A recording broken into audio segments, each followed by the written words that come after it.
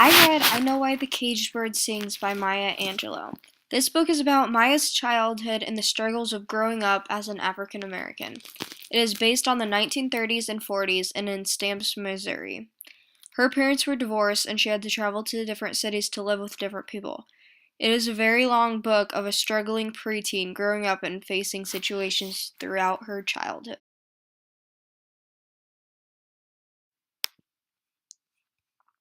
Some reasons the book was banned was because the author wrote about racism, rape, and sexuality. With these topics in her book, it caused it to be challenged and banned in schools and libraries. It has had 39 public challenges or bans since 1983. Most of the complaints about this book was over the sexual parts in the book, not only because of the sexual parts, but also because it was with an 8-year-old child. Some other complaints were for being anti-white and encouraging homosexuality. The chapters 11 and 12 include the sexual contact that is in this book. Later on in the book, they talk about what happens and bring it up again, but it does not actually happen again.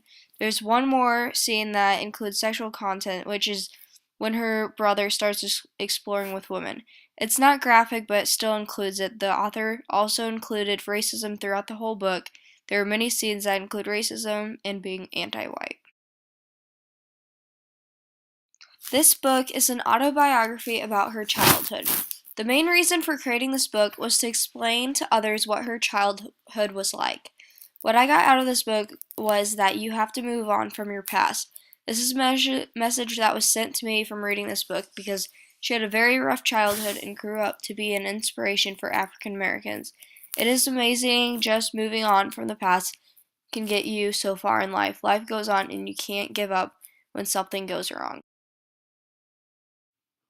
In Stamps, the segregation was so complete that most black children didn't really absolutely know what whites looked like. Other than that they were different, to be dreaded, and in that dread was included the hostility of the powerless against the powerful, the poor against the rich, the worker against the worked for, and the rage between the well-dressed. I remember never believing that whites were really real. Many women who worked in their kitchens traded at our store, and when they carried their finished laundry back to town, they often set the big baskets down on our front porch to pull a singular piece from the starched collection and show either how graceful was their ironing hand or how rich an implement was the property of their employers. I looked at the items that weren't on display. I knew, for instance, that white men wore shorts, as Uncle Willie did, and that they had an opening for taking out their things and peeing, and that white women's breasts weren't built into their dresses, as some people said, because I saw their brassieres and the baskets. But I couldn't force myself to think of them as people. People were Mrs. Legrune, Mrs. Hendricks, Mama, Reverend Sneed, Lily B., and Louise, and Rex. White folks couldn't be people because their feet were too small, their skin too white and see-throughy, and they didn't walk on the balls of their feet the way people did. They walked on their heels like horses.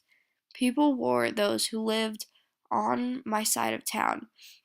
I didn't like them all, or in fact, any of them very much. But they were people. These others, the strange pale creatures that lived in their alien unlife, weren't considered folks. They were white folks. Thou not be dirty, and thou shalt not be impertinent, for the 2 commandments of Grandmother Henderson, upon which hung our total salvation. Each night in the bitterest winter, we were forced to wash faces, arms, necks, legs, and feet before going to bed. She used to add with a smirk that unprofane people can't control when venturing into profanity, and wash as far as possible, then wash possible. We could go to the well and wash in the ice-cold, clear water, grease our legs with a quality cold, stiff Vaseline, then tiptoe into the house. We wiped the dust from our toes and settled down for schoolwork, cornbread, clabbered milk, prayers, and bed. Always in that order. Mama was famous for pulling the quilt off after we had fallen asleep to examine our feet. I believe this book had no reason to be banned. Even though it did talk about racism and sexual abuse, I believe that if it really is that bad of a book and people don't agree with it, they would stop reading it or not read it in the first place. This book is about a person's childhood and actually did happen in her life. This is no reason it should be banned. Also, in the description, it tells that she had a rough childhood, and back then, racism was a large topic. Before reading this book, you should know what is going to be going on in it because of the description. There is no reason for it to be banned.